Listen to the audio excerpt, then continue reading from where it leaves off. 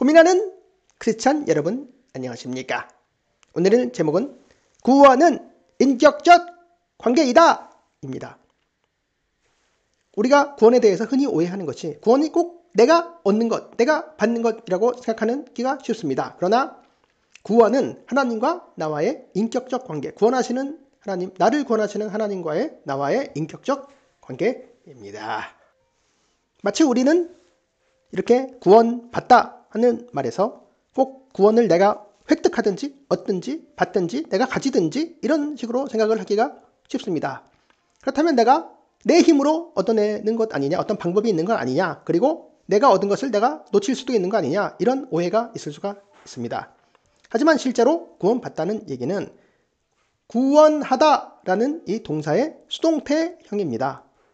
그러니까 구원이 명사가 아니고 구원하다는 동사의 수동태라는 것이죠. 즉 구원하다라는 것은 여기처럼 119가 구원자가 있으면 구원받는 자가 있는 것입니다. 구원자가 주어가 돼서 이 사람이 구원자가 구원받는 자를 구원한다. 그러니까 나는 구원자에 의해서 구원받는다. 이런 뜻이 되게 되는 것이지요. 이게 구원하다의 의미는 맞지만 우리 하나님과의 구원은 이런 것과는 조금 다릅니다. 같은 점이 있지만 이것은 인격적 관계가 아니기 때문에 그렇습니다. 왜냐하면 이 구원자는 구원받는 자를 도와주고 구원을 했지만 그리고 나서는 그냥 가게 되는 것입니다. 이 사람을 살리면 병원에 인계를 하거나 뭐 어떻게 집으로 돌려보내고 가게 되는 것입니다. 그래서 인격적인 관계가 아니죠. 이건 직업적인 관계라든지 아니면 인도적인 관계가 되는 것입니다. 그래서 인격적인 관계가 아닌 것이지요. 그렇다면 인격적 관계란 무엇입니까? 인격적 관계가 우리 하나님과 나와의 관계 같은 것입니다. 이 어린 아이와 이 엄마 간의 상호 간의 관계, 이런 것이 인격적 관계이죠. 이 신랑과 남편과 아내의 이 관계, 이런 것이 인격적 관계이죠. 예를 들어봅시다. 여기 깐난 아이가 울고 있습니다. 그런데 가만히 놔두면 죽겠지요. 혼자 살 수가 없으니까. 근데 어떤 사람이 얘를 구해줬다. 누군가가 구해줬는데 구해줘서 얘를 고아원에다 맡겼다. 고아원에 맡기면 얘는 비록 구원을 받은 것이지만 이 구원한 사람과 이 아이 사이에는 인격적 관계가 없습니다. 그냥 인도적인 관계, 도와준 것만 있는 것이죠. 그런데 하나님과 우리와의 관계는 그렇지 않습니다. 이 아이를 구원해서 처음 구원하는 순간이 있고 그 다음에는 자기의 아이로 삼아서 계속 키우는 것입니다. 이것이 구원, 이것이 성경이 말하는 구원이고 하나님과 우리와의 관계이고 인격적 관계입니다. 그러면 어떤 일이 벌어질까요? 이 엄마와 이 부모와 이 자식이 되기 때문에 이 사이에는 상호 헌신의 관계가 있게 됩니다. 상호 헌신하게 됩니다. 서로 인격적 관계가 있는 것이죠. 이 아이를 키우기 위해서 많은 것을 포기하게 되고 이 아이는 이 엄마를 의지하게 됩니다. 이런 것들이 이게 인격적 관계입니다. 이 남편과 이 아내의 관계도 마찬가지죠. 상호 헌신의 관계라고 할 수 있습니다. 그리고 무엇보다도 이런 것은 서로에게 속했다라고 표현할 수 있습니다. 서로에게 속했다. 이 어린아이의 엄마도 서로에게 속했다. 왜냐하면 이 아이의 엄마이고 이 엄마는 이 아이의 엄마이고 이 아이는 이 엄마의 아이이기 때문입니다. 이 남편과 아내도 마찬가지죠. 이 여자의 남편, 그리고 이 남편의 아내, 이런 식으로 되는 것이죠. 우리도 마찬가지입니다. 우리는 하나님의 백성입니다. 그리고 하나님은 우리의 하나님입니다. 이렇게 되는 것입니다. 나는 하나님의 자녀이고 하나님은 나의 아버지이십니다. 이런 식으로 인격적 관계가 되는 것이지요. 성경에서 무엇을 말하는지 살펴보도록 하겠습니다. 무엇보다도 먼저 이 구원에 있어서의 상호 관계는 구원자가 먼저 움직이신다는 것입니다. 너무 당연하지요. 로마서 5장 8절에 보면 우리가 아직 죄인 되었을 때에 그리스도께서 우리를 위하여 죽으심으로 하나님께서 우리에 대한 자기의 사랑을 확증하셨느니라. 인격적 관계를 처음 시작하시는 것은 하나님 아버지, 그리고 순종하시는 그리스도입니다. 그리고 이 인격적 관계는 얼마나 헌신된 관계인지 하나님은 자기의 아들을 독생자를 내어주시고 그리스도는 우리를 위해서 죽으십니다. 얼마나 헌신된 관계입니까? 그리고 요한복음 3장 16절 우리가 잘 아는 하나님이 세상을 이처럼 사랑하사 독생자를 주셨으니 이는 그를 믿는 자마다 멸망하지 않고 영생을 얻게 하려 하심이라. 이렇게 사람을 구원하기 위해서 독생자를 먼저 주시고 우리를 믿도록 하셨습니다. 하나님이 그 아들을 세상에 보내신 것은 아들을 보내셨죠. 세상을 심판하려 하심이 아니요 그로 말미암아 세상이 구원을 받게 하려 하심이라. 이 구원의 인격적 관계와 하나님이 처음 시작하는 것을 그리고 하나님의 헌신을 알 수 있습니다. 그래서 구원받아서 그냥 너는 멸망하지 않으니까 이제 그냥 가라, 이게 아니죠. 영접하는 자, 곧 그 이름 예수 그리스도의 이름을 믿는 자들에게는 하나님의 자녀가 되는 권세를 주셨으니, 말하자면 하나님이 우리의 아버지가 되신다는 것이고 우리는 그분의 자녀가 되신다는 이 헌신의 관계가 되는 것입니다. 인격적 관계가 되는 것이지요. 자, 이번에 예수님이 요한복음에서 하신 말씀, 나는 예수님은 선한 목자라 나는 내 양을 알고, 인격적인 알을 말하는 것이지요. 단순히 지식적인 알이 아닙니다. 양도 나를 아는 것이 상호 서로 알고 있습니다. 아버지께서 나를 아시고 내가 아버지를 아는 것과 같으니 이런 성부와 성자 간의 그 친밀한 암처럼 예수님도 우리를 아신다, 서로 안다, 이렇게 말씀하시는 것이죠. 영광스러운 일입니다. 나는 양을 위하여 목숨을 버리노라. 이 선한 목자는 얼마나 우리를 사랑하시는지, 우리에게 얼마나 헌신되시는지 목숨을 바치십니다. 내 양은 내 음성을 들으며 나는 그들을 알며 그들은 나를 따르느니라. 자, 이 따르는 것만 봐도 이 구해주고 어떤 공경에 처한 양을 구해주고 그냥 가는 것이 아니고 내 양이 됐다. 우리는 이 선한 목자이신 예수님께 속해 있고 우리는 예수님을 따릅니다. 이게 영원히 따르는 그런 관계가 되는 것이죠. 속하는 관계가 되는 것입니다. 내가 그들에게 영생을 주노니 영원히 멸망하지 아니할 것이요 또 그들을 내 손에서 빼앗을 자가 없느니라. 왜 우리가 이 구원이 영생이냐 하면 예수님, 하나님 자체가 영원하신 분이기 때문에 우리가 그분에게 속해서 영원히 함께 하려면 우리도 영생이 있어야 되는 것이, 그것이 바로 구원입니다. 하나님과 함께 영원히 사는 것이 그게 구원이고 영생입니다. 그래서 그들을 내 손에서 빼앗을 자가 없느니라 하는 것은 영원히 그분이 우리를 곁에 두겠다, 함께 하겠다라는 의지를 보여주시는 것이지요. 그들을 주신 내 아버지는 만물보다 크심에 아무도 아버지 손에서 빼앗을 수 없느니라. 예수님 손에서도 빼앗을 수가 없고 아버지 손에서 빼앗을 수도 없습니다. 우리는 삼위일체 하나님의 영원히 속해 있고 아무도 우리를 빼앗을 수 없는 것이지요. 자, 그래서 처음에 읽었던 우리가 아직 죄인 되었을 때 그리스도께서 우리를 위하여 죽으심으로 하나님께서 우리에게 대한 자기의 사랑을 확증하셨느니라. 구원자가 먼저 우리를 위해서 하셨습니다. 구원을 시작하셨습니다. 그러면 이제 우리가 그의 피로 말미암아, 예수의 피로 말미암아 의롭다 하심을 받았으니, 즉 칭의 받고 즉 구원 받았으니 더욱 그로 말미암아서 진노하심에서 구원을 받을 것이니. 자, 우리의 구원은 늘 하나님과 함께 있고 하나님에 속해 있는 것이기 때문에 지금도 이미 옛날에 구원받았고 지금도 구원받은 상태이고 앞으로도 하나님의 심판, 최후의 심판 때도 구원을 받을 것입니다. 곧 우리가 원수 되었을 때, 이전에는 원수 관계에 있었습니다. 이 관계의 입장에서 보면, 관계 시점에서 보면 우리는 원수 관계에 있었습니다, 하나님과.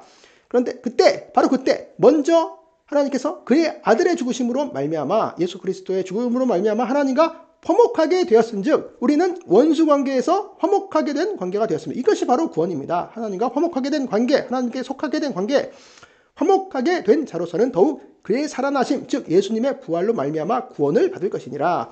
그뿐 아니라 이제 우리로 화목하게 하신 우리 주 예수 그리스도로 말미암아 하나님 안에서 또한 즐거워하느니라. 우리가 하나님 안에 있다. 이것이 바로 구원이지요. 인격적 관계이지요. 화목하게 된 것이지요. 그래서 우리는 인격적 반응으로 즐거워하게 되는 것입니다. 기뻐하고 평안하게 되는 것입니다.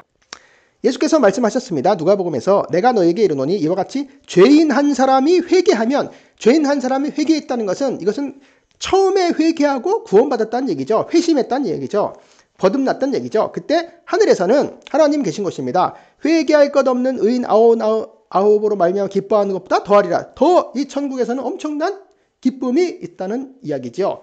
내가 너희에게 이르노니 이와 같이 죄인 한 사람이 회개하고 구원받고 거듭나면 하나님의 자녀가 되면 하나님의 사자들 앞에 기쁨이 되느니라. 하나님의 천사들이 엄청 기뻐해요. 왜? 하나님의 자녀가 생겼으니까. 왕이 자녀가 생겼으니까 신하들이 기뻐하는 것이죠. 그러면 누가 제일 기뻐하겠습니까? 천사들보다 하나님이 더 기뻐하시게 됩니다. 이것이 인격적 관계이기 때문에 그렇습니다. 자, 우리는 구원받아 하나님의 자녀가 되었습니다. 로마서 8장에 보면 너희는 다시 무서워하는 종의 영을 받지 아니하고 양자의 영을 받았으므로, 이 양자의 영이라는 것은 성령님을 말하는데 양자 귀신 이런 뜻이 아니고 양자됨의 영, 양자를 만드는 그런, 양자로 세우는 그런 영을 받았다. 그러므로 우리가 아바 아버지라고 부르짖느니라. 아버지 하나님께 우리가 아버지 하나님 이거 기도를 하게 됩니다. 성령이 친히 우리의 영과 더불어 우리가 하나님의 자녀인 것을 증언하시나니 우리가 하나님의 자녀가 되고 하나님이 우리의 아버지가 된 상태가 바로 구원입니다. 자녀이면 또한 상속자, 곧 하나님의 상속자요. 그리스도와 함께한 상속자니 이 상속자라는 것은 우리가 그냥 어디서 주워다가 기른 그런 아이가 아니고 우리를 하나님께서 자녀로 삼으셨다는 것은 완전히 적법한 상속자로 삼으셨다는 그런 영광스러운 이야기이지요. 그래서 우리가 그와 함께 영광을 받기 위하여 그 영광을 받기 위하여 그리스도와 함께 고난도 함께 받아야 할 것이니라. 자, 우리의 반응이죠. 우리가 하나님으로부터 구원받고 양자됨을 하나님의 자녀가 되고 상속자가 되었으니까 그 영광을 위해서 그리스도가 고난받는 것처럼 우리도 같이 고난을 받는다. 하나님의 자녀로서. 이것이 우리의 반응이죠. 인격적 관계입니다. 8장 더 보면은 피조물이 다 이제까지 함께 탄식하며 함께 고통을 겪고 있는 것을 우리가 아느니라. 자, 여기서 피조물이 고통 겪고 탄식하고 있는 이유는 이 세상이 인간의 죄로 말미암아 하나님의 저주를 받아서 다 타락했기 때문입니다. 이것은 이 피조물은 실제로 탄식하는 게 아니고 의인법이라고 할 수 있겠죠. 의인법. 그런데 의인법이 아니고 진짜 탄식하는 사람들이 있습니다. 누구냐? 그뿐 아니라 또한 우리 곧 성령의 처음 익은 열매를 받은 우리, 즉 구원받은 우리까지도 속으로 탄식하여 양자될 것, 곧 우리 몸의 속량을 기다리느니라. 우리 몸의 속량이라고 하는 것은 구원받았을 때 우리 몸의 부활을 말하는 것이죠. 몸의 부활. 자, 우리는 아까 양자가 됐잖아요. 양자됨의 영을 받았잖아요. 근데 여기서 양자될 것이란 무엇이냐? 미래의 양자될 것이란 무엇이냐? 우리는 양자가 이미 됐고 양자 약속을 받았는데 이 양자될 것이라는 것은 우리나라에서는 양자가 되면 어릴 때 그냥 바로 양자가 되지만 이때 당시 고대 사회에서는 양자가 되면 집에서 키우다가도 성인이 되면 성인이 뭐 18세인지 뭐 20세인지는 정확하게 모르겠으나 16세인지 모르겠으나 그때가 되면 아버지의 상속권을 받은 그 법상으로 충분히 충족된 그런 아버지의 이름을 이제 사용할 수 있는 그런 성인으로서의 양자가 된다. 이런 이야기지요. 우리 몸의 부활 때가 그런 영광을 받는 것입니다.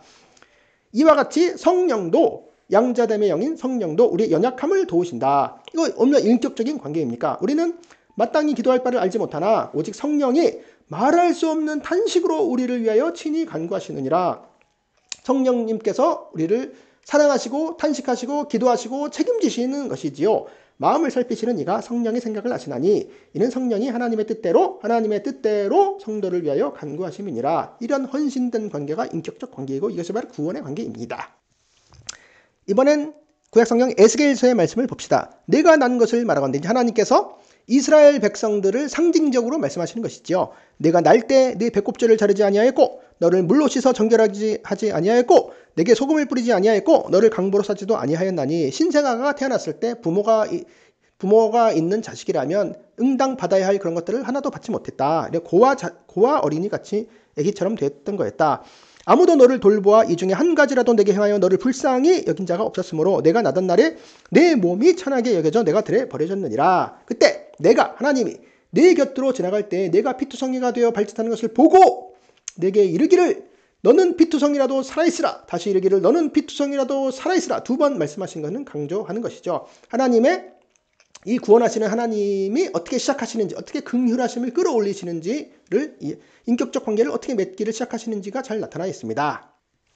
그 다음 이야기입니다. 내가 내 곁으로 지나며 보니 네 때가 사랑할 만한 때라. 이제 이게 컸지요. 그래서 내 옷으로 너를 덮어 벌거벗은 것을 가리고, 자, 덮고 가렸다는 것은 죄를 덮고 가렸다는 뜻입니다. 죄를 속했다는 이야기지요. 내게 맹세하고 언약하여 너를 내게 속하게 하였느니라. 이게 중요하죠. 너를 내게 이 이스라엘 백성을 하나님께 속하게 하였다. 그러니까 하나님의 이가 인격적 관계로 들어온 것입니다. 그것을 위해서 하나님께서는 맹세하고 언약하셨다. 그냥 한 것이 아니지요. 대충 그냥 주워 온 것이 아니고 정식으로 이런 언약을 맺었다라는 것입니다.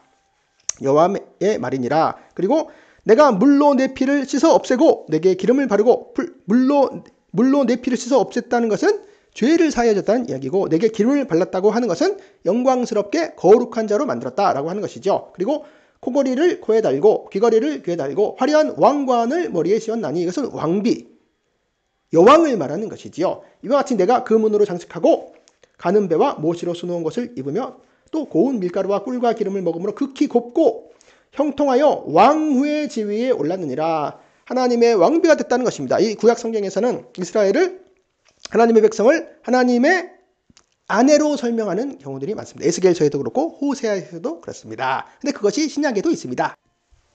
에베소서를 보십시오. 우리의 구원이 그리스도와 우리와의 인격적 관계라는 걸 얼마나 잘 설명해 주시는 걸 알 수 있습니다. 이는 남편이 아내의 머리됨, 남편과 아내의 이야기 같지만 실제로는 그리스도와 교회에 관한 이야기, 즉 그리스도와 그분의 백성에 관한 이야기입니다. 그리스도께서 교회의 머리됨과 같으니 그가 바로 몸의 구주시니라.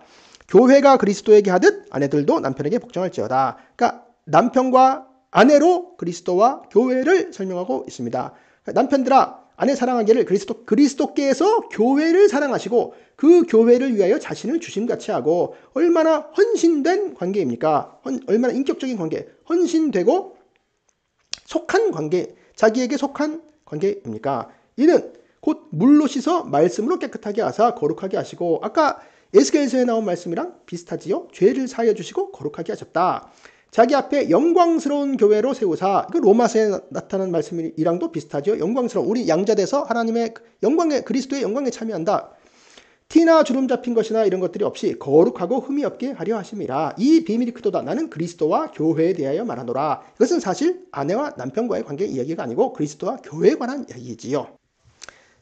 이번엔 이사야서에서 하나님께서 자기네 백성 이스라엘에게 하시는 말씀입니다. 야곱아, 너를 창조하신 여호와께서 지금 말씀하시느니라. 이스라엘아, 너를 지으신 이가 말씀하시느니라. 너는 두려워하지 말라. 내가 너를 구속하였고 내가 너를 지명하여 불러놨니 너는 내 것이라. 하나님께 이스라엘 백성이 속하게 된 것입니다. 그래서 나를 두려워하지 말라라는 것은 나를 믿으라. 나는 너를 구원했다. 나는 너를 불렀다. 내가 물 가운데 지날 때 내가 함께할 것이라. 항상 함께할 것이다. 이게 바로 구원이지요. 강을 건널 때 물이 너를 침몰하지 못할 것이며 내가 불 가운데로 지날 때 타지도 아니할 것이요 불꽃이 너를 사르지도 못하리니 하나님과 함께한 상황이기 때문에 구원받은 상황이라고 할 수 있겠습니다. 내가 내 눈에 보배롭고 존귀하며, 이 인격적 관계이죠. 하나님은 우리 자기의 백성을 보배롭고 존귀하게 보십니다. 내가 너를 사랑하였은즉, 그리고 두려워하지 말라. 내가 너와 함께해서 너를, 내 자손을 포로에서 귀환하게 하겠다. 이런 말씀이지요. 구약성경 스바냐에서도 하나님께서 자신의 백성을 얼마나 사랑하시는지 그 관계에 대해서 나와 있습니다. 시온에 따라, 시온은 예루살렘이죠. 그러니까 자기 백성을 말씀하시는 겁니다. 노래할지어다. 이스라엘아, 기쁘게 부를지어다. 이 구원받은 사람들은 이런 기쁜 노래하고 하나님을 찬양하고 기쁜 감정이 드러나게 되지요. 예루살렘 따라 전심으로 기뻐하며 즐거워할지어다. 여호와가 내 형벌을 제거하였고 죄 사함입니다. 구원입니다. 내 원수를 쫓아냈다. 이스라엘 왕 여호와가 내 가운데 계시니, 바로 이것이 임마누엘이죠. 이것이 바로 구원입니다. 내가 다시 화를 당할까 두려워하지 아니할 것이라. 그날의 사람이 예루살렘에 이르기를 두려워하지 말라. 시온아, 내 손을 늘어뜨리지 말라. 손을 늘어뜨리지 말라는 것도 두려워하지 말라는 똑같은 얘기지요. 벌벌 떨지 말라. 힘을 내라. 너의 하나님 여호와가 너의 가운데에 계시니, 바로 이것이 임마누엘입니다. 임마누엘. 그는 구원을 베푸실 전능자이시라. 구원자, 그가 너로 말미암아 기쁨을 이기지 못하시며 너를 잠잠히 사랑하시며 너로 말미암아 즐거이 부르며 기뻐하시리라 하리라. 이것이 바로 구원의 인격적 관계를 말하는 것입니다. 단순히 우리가 그냥 구원을 얻어냈다, 획득했다 이런 정도가 아니지요. 하나님과의 관계, 하나님과의 속하고 하나님 우리를 얼마나 사랑하시고 우리는 얼마나 기쁨으로 반응하는지, 얼마나 안심이 되는지 그런 것을 알 수 있습니다.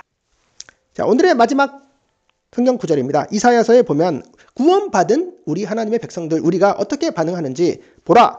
하나님은 나의 구원이시라. 내가 신뢰하고 믿고 두려움이 없으리니, 이것도 똑같이 믿는 것이죠. 주 여호와는 나의 힘이시요 나의 노래시며 나의 구원이심이라. 그러므로 너희가 기쁨으로 구원의 우물들에서 물을 기르리로다. 기쁨으로 반응하고 얼마나 안심하게 되는 것입니까? 시편 131편에도 보면 실로 내가 내 영혼으로 고요하고 평온하게 하기를, 이것이 구원받은 사람의 특징입니다. 고요하고 잠잠하고 평온합니다. 평화스럽습니다. 젖된 아이가 그의 어머니 품에 있음 같게 하였나니 내 영혼이 젖된 아이와 같도다. 이스라엘아, 지금부터 영원까지 여호와를 바랄지어다. 이것이 바로 인격적 관계, 구원의 인격적 관계입니다. 하나님과 우리 사이의 인격적 상호 관계입니다. 그러므로 오늘의 제목, 구원은 인격적 관계이다. 바로 이런 인격적 관계이다. 끝!